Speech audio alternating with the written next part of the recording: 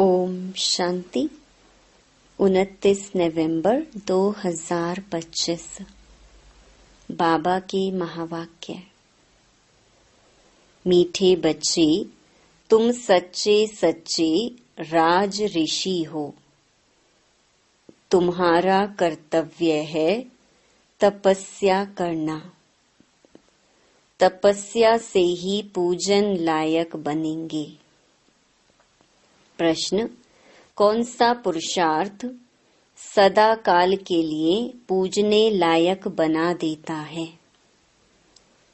उत्तर: आत्मा की ज्योति जगाने व तमो प्रधान आत्मा को सतो प्रधान बनाने का पुरुषार्थ करो तो सदा काल के लिए पूजन लायक बन जाएंगे।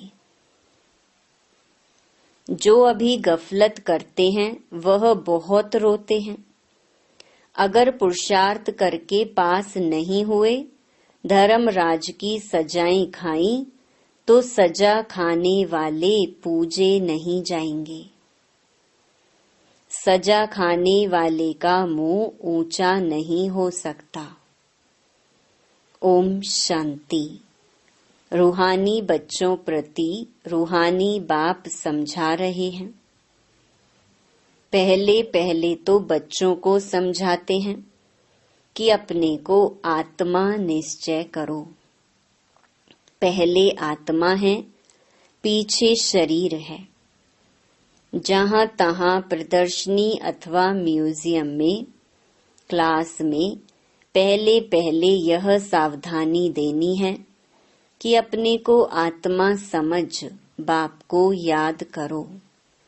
बच्चे जब बैठते हैं सब देही अभिमानी होकर नहीं बैठते हैं। यहाँ बैठते भी कहाँ कहाँ ख्यालात जाते हैं। सत्संग में जब तक कोई साधु आदि आए तब तक क्या बैठ करते हैं, कोई न कोई ख्यालात में बैठे रहते हैं। फिर साधु आया तो कथा आदि सुनने लगते हैं। बाप ने समझाया है, यह सब भक्ति मार्ग में सुनना सुनाना है। बाप समझाते हैं, यह सब है आर्टिफिशियल, इनमें है कुछ भी नहीं। दीप माला भी आर्टिफिशियल मनाते हैं। बाप ने समझाया है, ज्ञान का तीसरा नेत्र खुलना चाहिए तो घर घर में सोझरा हो।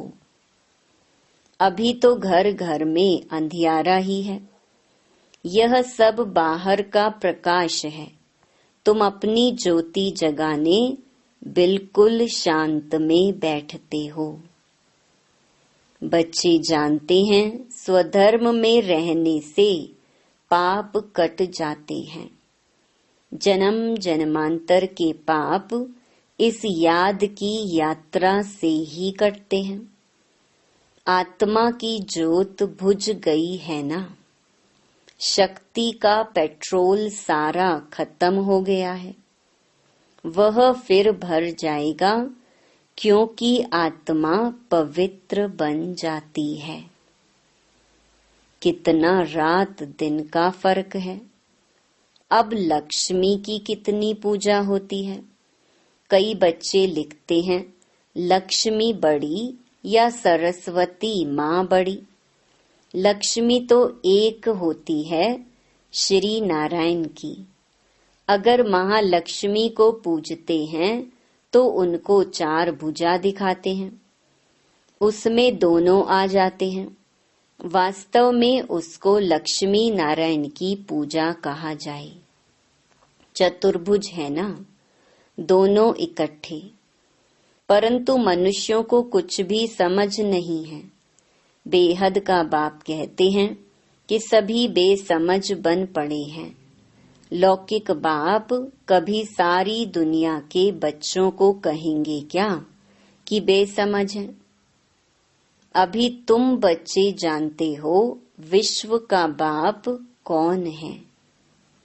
खुद कहते हैं, मैं सभी आत्माओं का बाप हूँ। तुम सब मेरे बच्चे हो।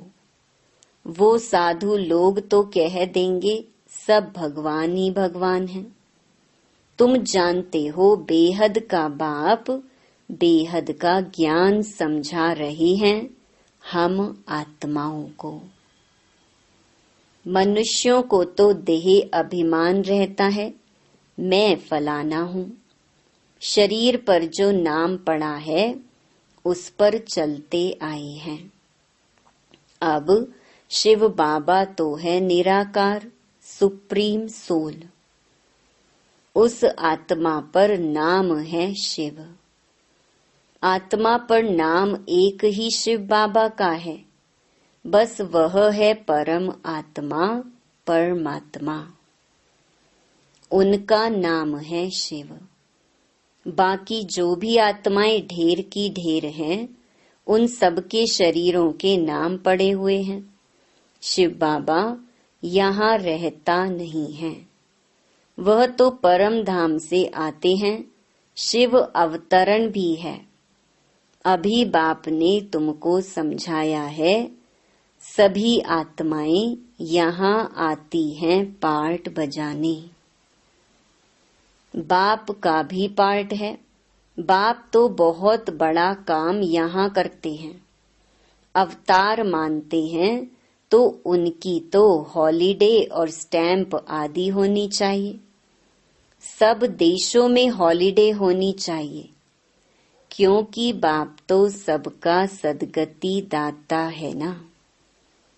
उनका जन्मदिन और चले जाने का दिन, डेट आदि का भी पता नहीं पड़ सकता, क्योंकि यह तो न्यारा है ना। इसीलिए सिर्फ शिवरात्रि कह देते हैं। यह भी तुम बच्चे जानते हो, आधा कल्प है बेहद का दिन, आधा कल्प है बेहद की रात। रात पूरी होकर फिर दिन होता है, उसके बीच में बाप आते हैं। यह तो एक्यूरेट टाइम है। मनुष्य जन्मते हैं तो म्युनिसिपैलिटी में नोट करते हैं ना, फिर 6 दिन के बाद उसका नाम रखते हैं, उसको कहते हैं नामकरण। कोई छठी कहते। भाषाएं तो बहुत है ना। लक्ष्मी की पूजा करते हैं, आतिशबाजी जलाते हैं।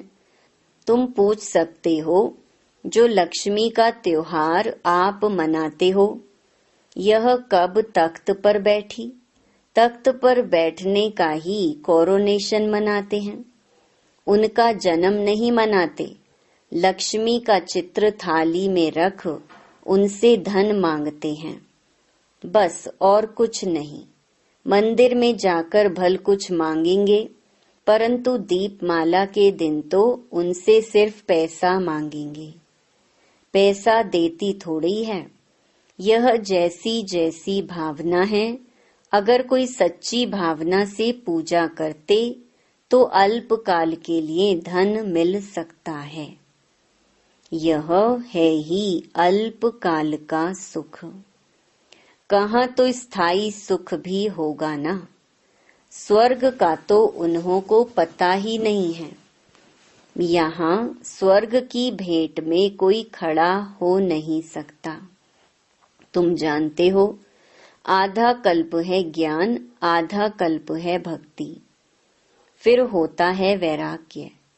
समझाया जाता है यह पुरानी छीछी दुनिया है, इसीलिए फिर नई दुनिया जरूर चाहिए। नई दुनिया वैकुंठ को कहते हैं, उसको हेवन पैराडाइज कहा जाता है। इस ड्रामा में पार्टधारी भी अविनाशी हैं। तुम बच्चों को मालूम पड़ा है कि हम आत्मा पार्ट कैसे बजाती हैं। बाबा ने समझाया है, किसको भी प्रदर्शनी आदि दिखाना है तो पहले पहले यह एम ऑब्जेक्ट समझानी है। सेकंड में जीवन मुक्ति कैसे मिलती है?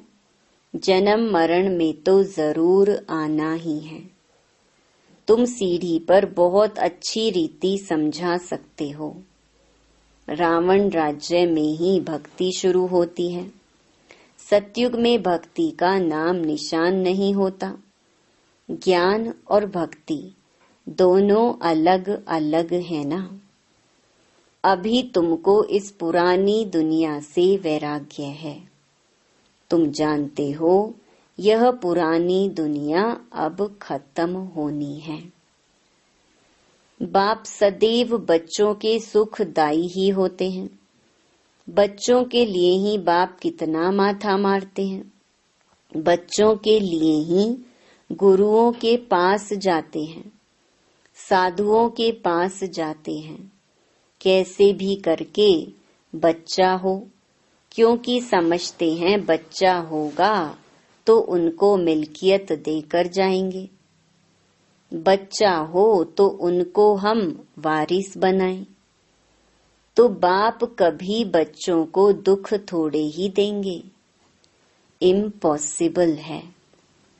तुम मात पिता कहकर कितनी रणियां मारते रहते हैं, तो बच्चों का रूहानी बाप सबको सुख का ही रास्ता बताते हैं। सुख देने वाला एक ही बाप है। दुखहर्ता सुख करता एक रूहानी बाप है। यह विनाश भी सुख के लिए ही है, नहीं तो मुक्ति जीवन मुक्ति कैसे पाएंगे। परंतु यह भी कोई समझेंगे थोड़े ही। यहाँ तो यह हैं गरीब अबलाएं जो अपने को आत्मा निश्चय कर सकती। बाकी बड़े लोगों को देह का अभिमान इतना कड़ा पक्का हो गया है, जो बात मत पूछो। बाबा बार बार समझाते हैं, तुम राज ऋषि हो। ऋषि हमेशा तपस्या करते हैं। वह तो ब्रह्म को, तत्व को याद करते हैं, या कोई काली आदि को भी याद करते होंगे। बहुत सन्यासी भी हैं जो काली की पूजा करते हैं, माँ काली कह पुकारते हैं। बाप कहते हैं इस समय सब विकारी हैं। काम चिता पर बैठ सब काले हुए हैं। माँ बाप बच्चे सब काले हैं। यह बेहद की बात है। सतयुग में काले होते नहीं, सब हैं गोरे। फिर कभी सांवरे बनते हैं। यह तुम बच्चों को बाप ने समझाया है। थोड़ा थोड़ा पतित होते होते अंत में बिल्कुल ही काले हो जाते हैं। बाप कहते हैं रावण ने काम चिता पर चढ़ाए बिल्कुल काला बना दिया है। अब फिर तुमको ज्ञान चिता पर चढ़ाता हूँ।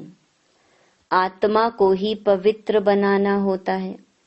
अब पतित पावन बाप आकर पावन बनने की युक्ति बताते हैं।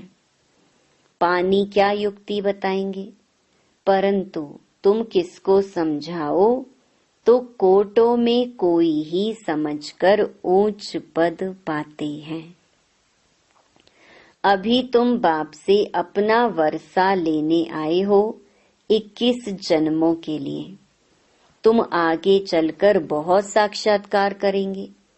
तुमको अपनी पढ़ाई का सब पता पड़ेगा। जो अभी गफलत करते हैं फिर बहुत रोएंगे। सजाएं भी तो बहुत होती है ना, फिर पद भी भ्रष्ट हो जाता है। मुंह ऊंचा कर नहीं सकेंगे। इसीलिए बाप कहते हैं मीठे मीठे बच्चों, पुरुषार्थ कर पास हो जाओ। जो कुछ भी सजा नहीं खानी पड़े, तब पूजन लायक भी बनेंगे। सजा खाई तो फिर थोड़े ही पूजे जाएंगे। तुम बच्चों को पुरुषार्थ बहुत करना चाहिए। अपनी आत्मा की ज्योति जगानी है। अभी आत्मा तमो प्रधान बनी है, उनको ही सतो प्रधान बनाना है। आत्मा है ही बिंदी, एक सितारा है, उनका और कोई नाम रख नहीं सकते। बच्चों को समझाया है, उनका साक्षात्कार हुआ है। स्वामी विवेकानंद और रामकृष्ण परमहंस का बतलाते हैं, उसने देखा उनसे कुछ लाइट निकली, सो तो आत्मा ही निकलती है। उसने समझा वह मेरे में समा गई। अब आत्मा कोई आकर समा थोड़ी सकती है, वह तो जाकर दूसरा शरीर लेती है। पिछाड़ी में तुम बहुत देखेंगे, नाम और रूप से न्यारी कोई चीज होती नहीं। आकाश पोलार है, उनका भी नाम है। अब यह तो बच्चे समझते हैं, कल्प कल्प स्थापना जो होती आई है वह होनी ही है। हम ब्राह्मण नंबरवार पुरुषार्थ करते रहते हैं। जो जो सेकंड गुजरता है उसको ड्रामा ही कहा जाता है। सारी दुनिया का चक्कर फिरता रहता है। यह 5000 वर्ष का चक्कर जो मिसल फिरता रहता है, टिक टिक होती रहती है। अभी तुम मीठे मीठे बच्चों को सिर्फ बाप को ही याद करना है। चलते फिरते काम करते बाप को याद करने में ही कल्याण है। फिर माया चमाट लगा देगी। तुम हो ब्राह्मण, भ्रमरी मिसल कीड़े को आप समान ब्राह्मण बनाना है। वह भ्रमरी का तो एक दृष्टांत है। तुम हो सच्चे सच्चे ब्राह्मण। ब्राह्मणों को ही फिर देवता बनना है। इसीलिए तुम्हारा यह है पुरुषोत्तम बनने के लिए संगम युग। यहाँ तुम आते ही हो पुरुषोत्तम बनने के लिए। पहले ब्राह्मण जरूर बनना पड़े। ब्राह्मणों की चोटी है ना। तुम ब्राह्मणों को समझा सकते हो। बोलो, तुम ब्राह्मणों का तो कुल है, ब्राह्मणों की राजधानी नहीं है। तुम्हारा यह कुल किसने स्थापन किया? तुम्हारा बड़ा कौन है? फिर तुम जब समझाएंगे तो बहुत खुश होंगे। ब्राह्मणों को मान देते हैं क्योंकि वह शास्त्र आदि सुनाते हैं। पहले राखी बांधने के लिए भी ब्राह्मण जाते थे। आजकल तो बच्चियां जाती हैं। तुमको तो राखी उनको बांधनी है जो पवित्रता की प्रतिज्ञा करें। प्रतिज्ञा जरूर करनी पड़े। भारत को फिर से पावन बनाने लिए हम यह प्रतिज्ञा करते हैं। तुम भी पावन बनो, औरों को भी पावन बनाओ। और किसकी ताकत नहीं जो ऐसे कह सके। तुम जानते हो, यह अंतिम जन्म पावन बनने से हम पावन दुनिया के मालिक बनते हैं। तुम्हारा धंधा ही यह है। ऐसे मनुष्य कोई होते ही नहीं। तुमको जाकर यह कसम उठवाना है। बाप कहते हैं काम महाशत्रु है, इस पर विजय पानी है। इस पर जीत पाने से ही तुम जगत जीत बनेंगे। इन लक्ष्मी नारायण ने जरूर आगे जन्म में पुरुषार्थ किया है, तब तो ऐसा बने है ना। अभी तुम बता सकते हो किस कर्म से इनको यह पद मिला। इसमें मूंझने की तो कोई बात ही नहीं। तुमको कोई इस दीपमाला आदि की खुशी नहीं है। तुमको तो खुशी है हम बाप के बने हैं, उनसे वर्षा पाते हैं। भक्ति मार्ग में मनुष्य कितना खर्चा करते हैं, कितने नुकसान भी हो जाते हैं, आग लग जाती है, परंतु समझते नहीं। तुम जानते हो, अभी हम फिर से अपने नए घर जाने वाले हैं। चक्कर फिर हूबहू रिपीट होगा ना। यह बेहद की फिल्म है, बेहद का स्लाइड है। बेहद बाप के बने हैं तो कापारी खुशी होनी चाहिए। हम बाप से स्वर्ग का वर्षा जरूर लेंगे।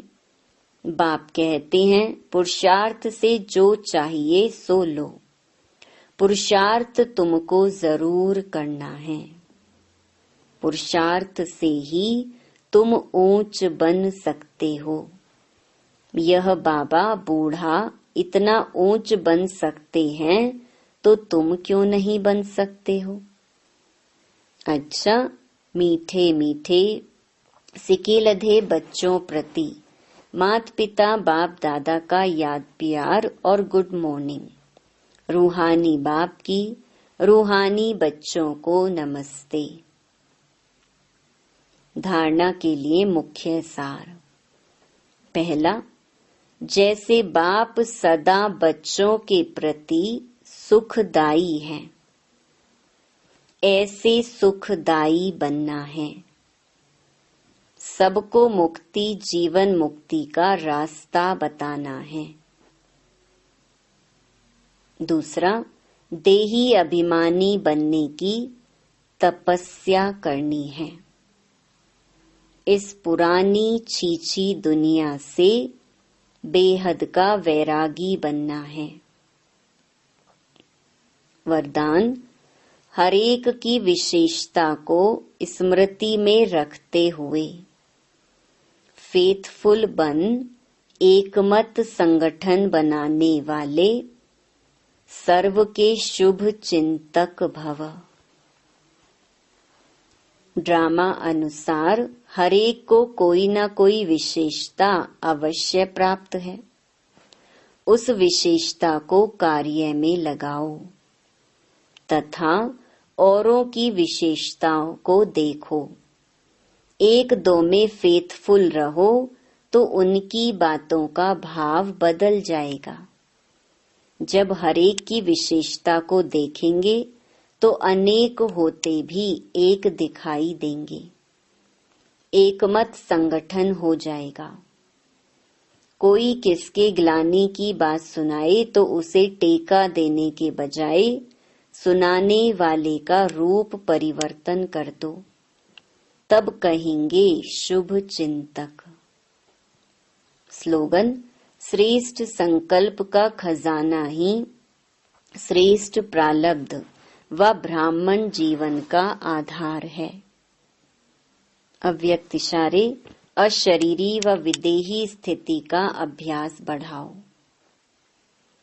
अगर सेकंड में विदेही बनने का अभ्यास नहीं होगा तो लास्ट घड़ी भी युद्ध में ही जाएगी।